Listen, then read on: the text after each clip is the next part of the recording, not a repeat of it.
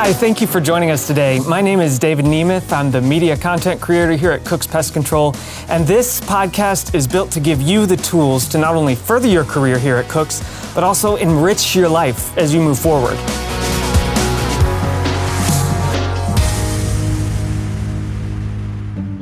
During the first sales meeting I attended here at Cook's, as the top salespeople were being listed off in increasing order, a certain sales specialist was casually mentioned as number one with, and I quote, "no surprise to anyone," as if this commonly happened.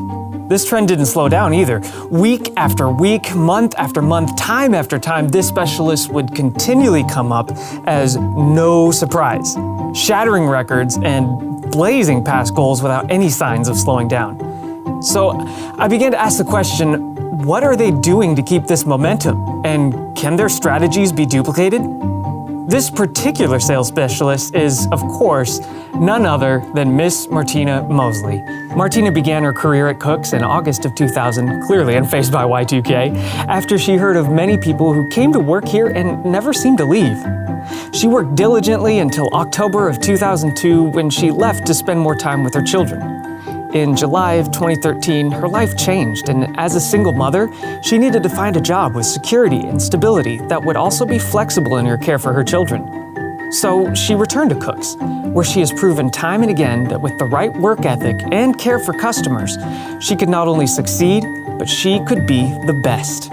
She has earned the number one spot in sales repeatedly and was recently awarded in this year's Keystone Awards as 2022's Sales Specialist of the Year and President's Club winner, and is headed for a repeat this coming year. Recently, I had the pleasure of chatting with Martina to see if I could glean any information that could help any of our sales specialists throughout the company not only meet their goals, but exceed them in a way that could keep them thriving and buzzing with momentum. I began this conversation by asking her one simple question: to define what sales is and what it means to her. Let's listen in. For me, it's just a way to help our customers. They have a problem, or they wouldn't be calling. And so we want to take care of their issue, just do what we can to, I know we can't always eliminate an issue, but we can help reduce the issue and take care of their needs. So you're saying that sales to you is more, it's less about the goals and the nitty gritty of it, and you're more focused on the customer, the customer's needs, and people as people. Is that what you're saying? Right. I know we have our monthly quotas that we have to meet, and that's always in the back of your mind. But for me, like if I see that a customer maybe had a service in the past and it had gotten canceled for some reason, I'm like, they need that service. So I try, if I'll call them just to say, hey, you had service with us for a long time, but we need to see about getting that reinstated. Do you get a lot of sales turned around from that, from just those, even those, I don't know if you call those cold calls, more like warm calls, but still like you had service with us. Do you get a lot of turnaround from that? I have had some success with that, yes. Because maybe they didn't realize, maybe for some reason they hadn't paid that bill. And so I'm like, well, it just, for some reason did not get paid, but we want to make sure you get that service back. What then is your strategy for not only those kind of sales, but just sales in general? What's kind of your strategy to approach sales and how you sell? I try to explain to the customer, what our service entails.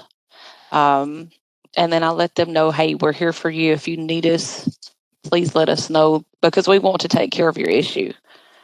We want to make sure we get that under control.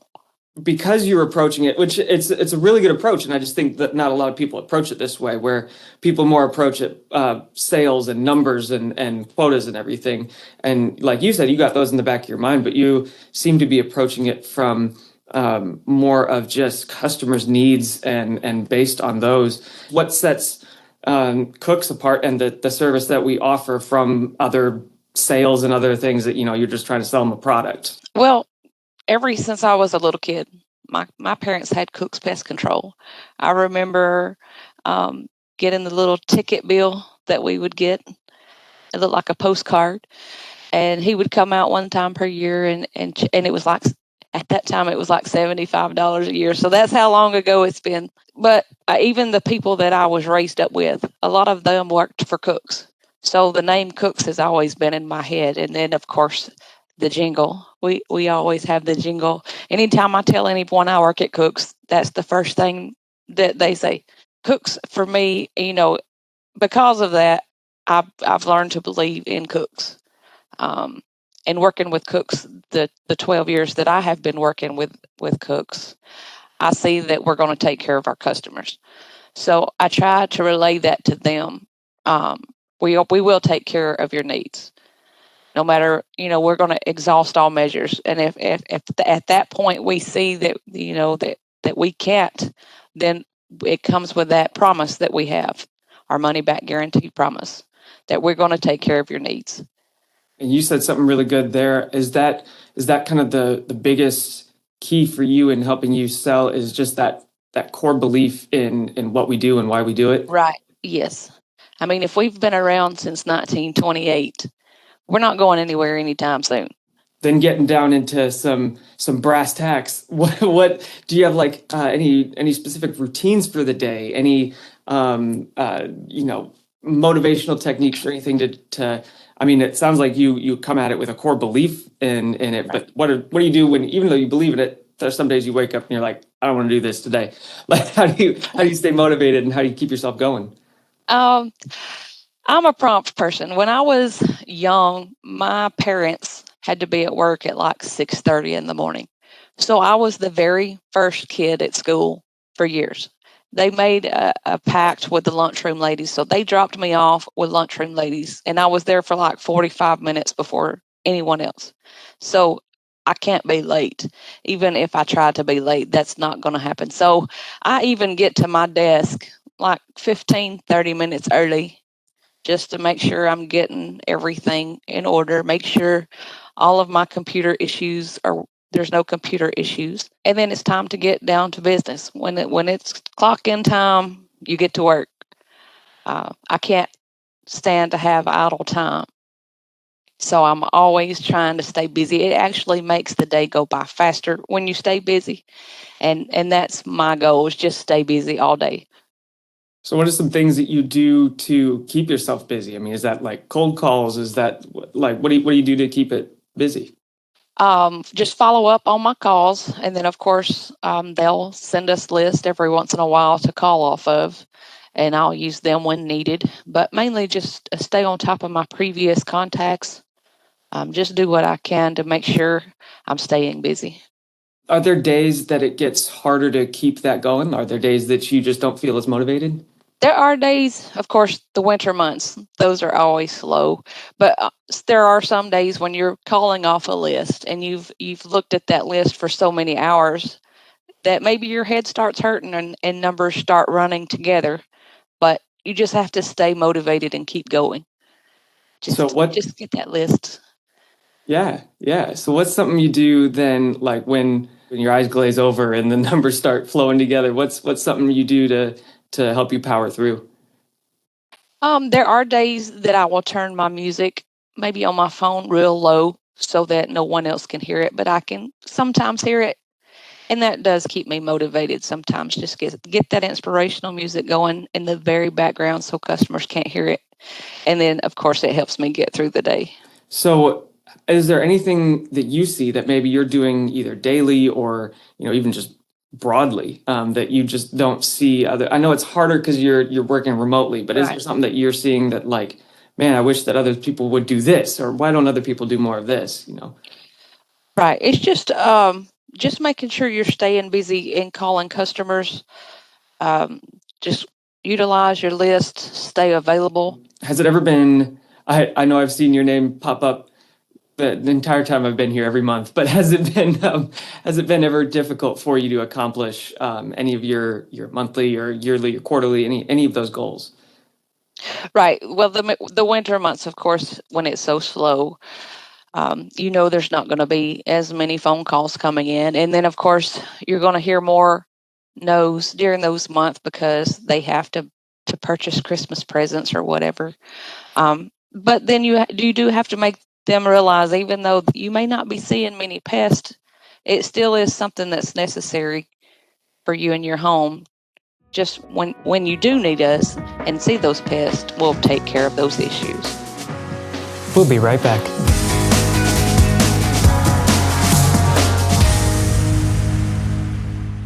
Ahoy there, this is your president speaking. I am so excited to announce that the 2023 reward for achieving the President's Club is a cruise to Mexico. What a great way to celebrate a record-breaking 95th anniversary year here at Cook's Pest Control and your successes in achieving the President's Club. We will board the Carnival Valor in New Orleans and go to the ports of call, the Yucatan, and Cozumel, Mexico. It is always an absolute blast for me and my family to be with you and your family and to celebrate your successes from the previous year. And we can't wait to do so again on this cruise ship. If you don't have a plan to make the President's Club, make a plan, work the plan, and let's get you on that boat. We're off to a great start this year, and I really appreciate all your efforts to make it so thus far.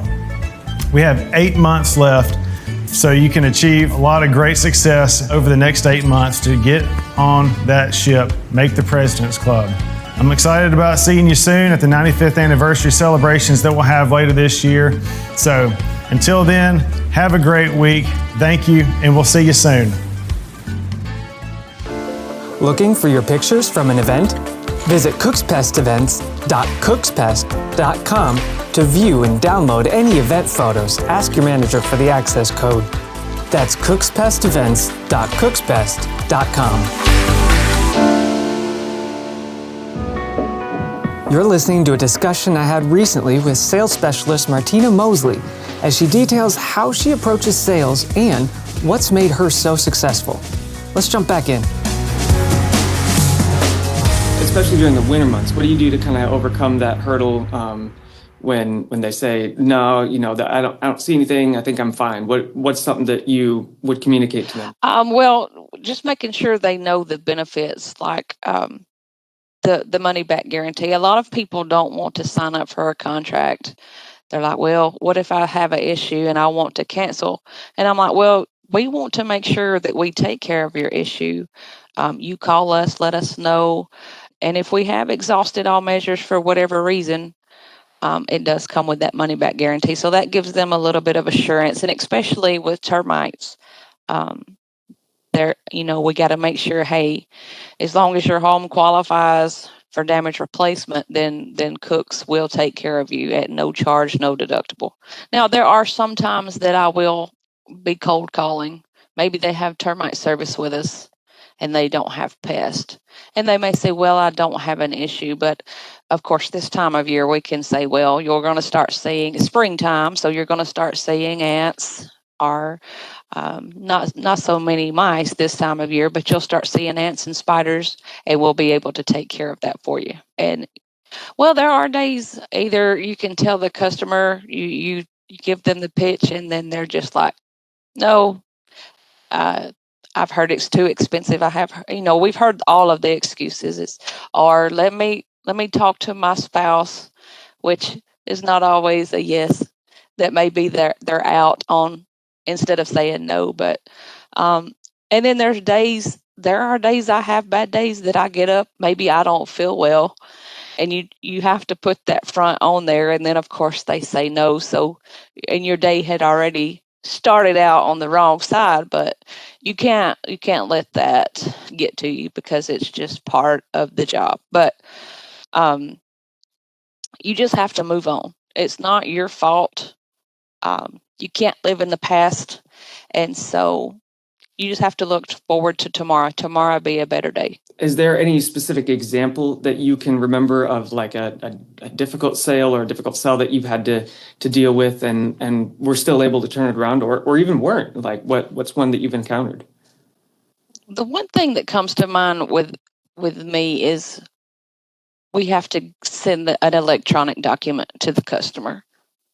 And so they want the service, but I have to see a way to get the electronic signature if at all possible.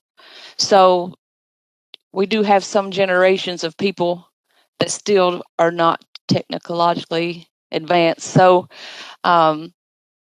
there was a time that I did. Oh, she was like 85, and so I had to take her through the steps of how to open the document, how to electronically sign the document, and then to send it back to me. And it took a few minutes. You just have to be patient. That's the main thing. Be patient with some of our customers as far as getting the document signed, and she did it. So that was uh, something I felt like I accomplished that day. I taught someone how to use electronic document. So Awesome. And I guess that goes along too with do what you can and a little more. right, Because that's something that I don't know if people would think about. They'd say, "Hey, I'll send you this electronic document," and oh, I don't know how to do that. And I've heard some people be like, "Okay, well, get your son involved or get a relative right, involved, have them help you." But you took that initiative to say, "No, why don't I help you? I'm right here. Like, let's go through this." So, right. I still do that every day, even with general customers that already know how to use DocuSign. I will still tell them the steps, even though they may know how, because DocuSign may be different for other companies. I don't know, but the steps involved, I want to make sure they get the document open, because if they don't click the continue and the start and the next, it's not going to let them sign the document. So I make sure that I tell them that way they can sign it and get it sent back to me. that's awesome. So, do you think that is also kind of a big contributor to making some of your sales happen? Is just making sure that you go above and beyond to make sure that the customer's taken care of from A to Z, I Right. guess. Yes. And have there ever been any opportunities for you? So, when somebody has said no, have they eventually then either called back, or have you called them back and were Right. able to turn that sale around? There have been customers that were angry in the past for whatever reason, and I was able to calm them down and say, "Look, we'll take care of you. I'm not for sure why or what happened in the past, but we will. We want to go ahead and make that wrong or right, or whatever reason that they had canceled." And when you're dealing with different offices and you're not there, you don't know what happened. So you just have to take the story and make the best explanations, I guess, on how you'll fix it. There are days, like you were asking, like if you're having a bad day or if things go wrong. Um, there's many times I have to look back to the movie Facing the Giants. That's one of my favorite inspirational movies, when he's on the football field and making sure they don't quit. You got to keep going and get to the goal line there. So, what would you say to somebody, or what would you relate to somebody who's maybe struggling to meet their goals? What would you kind of say as an encouragement to them? Just keep trying. I mean, it may not happen tomorrow. I'm the type that I want things to happen like right now. I don't. I don't want to be patient. I don't want to wait. But there are days that you just have to be patient. You can't make the customer sign up. You can't make the customer say yes. You can talk them into it, but you know, or explain to them why they should. But you can't make them do anything. You can just encourage them. So just keep going. Like it'll finally catch up. Like there are days that I probably call 100 customers cold call and I have no luck. And those are the days that are so frustrating, because you're like, I've dialed all these numbers, I've heard no 50 times, but then in the next 2 or 3 days, those sales start. They've thought about it, they've slept on it, and then they call back and say, "Okay, I'm ready." So it catches up in the end. I've experienced that on the other end. So, like, Right, I've been called by some pest control companies, and I'll be like, no, no, no, and then I finally had to reach out to Cooks when I started working here, and I was like, look, now it's gotten too bad. Like, right, it eventually catches up to you, like you're saying, yeah, and especially with what we're dealing with, there's a lot. It's different than trying to sell an iPhone or something. Where right, it's a service that people do need, and they'll eventually come around and see that. right. Yeah. And they don't, like you said, you'll see your cell phone in your hand, but you don't see the pest control. You'll see the after effects of it, but not. And then they don't really think about it until they see a bug, and then it's like, oh, I've got to get that taken care of. when you're talking to some people and you're trying to turn around a sale, is it something that you're like, hey, I know you might not be seeing them right now, but this is something that does occur, or Right. Especially termites, because not all people realize that they need termite protection. They're like, well, my house was treated 20 years ago, but has it been checked? No, it's not been checked. And I'm like, well, by the time that you see termites, it's already too late. You already have damage. So try to get them thinking on that part. Hey, maybe I do need to go ahead and be preventative and get this taken care of before I have any issues. Is there anything that you do to keep yourself sharp with your sales strategies, or just keep yourself going? Well, I call myself a career student. Anytime that any type of license or anything like that is offered to me, I do try to go and move toward that direction. And I have in the past year started taking some of the Cook's courses just to further my education. Is there anything that any research maybe into do you research what does this particular pest do, or this kind of thing? Do you learn about those kind of things, or what have you found that's most helpful for you to learn about? We don't have the direct training of every pest like the technician would, but I have utilized the app on the Cook's phone on what pest is that. And of course, if I need to, I'll Google it just to see if I can explain to the customer what it is. But if it's beyond my control, I'll be like, well, when the technician gets there, he'll be able to identify that pest for sure. I guess is there anything else that maybe I haven't asked that you want to talk about? No, just always stay busy. Always be calling. Always be available. There are days that I'm on my headset and then my cell phone's ringing, and you can't be at two places at one time. So you just have to be calm and then call that customer back later and take care of their needs. But always stay busy. That's the main thing. I know some of us get paid hourly, but I could sit here all day and just get paid hourly and wait on a phone call, but that's not going to benefit the customer. Always try to help others. Do what you can for others. It's not always about you. There are days that you want it to be about you, but you do have to take care of others. So there's a motto: joy, Jesus, others, and then yourself. So that's the priority.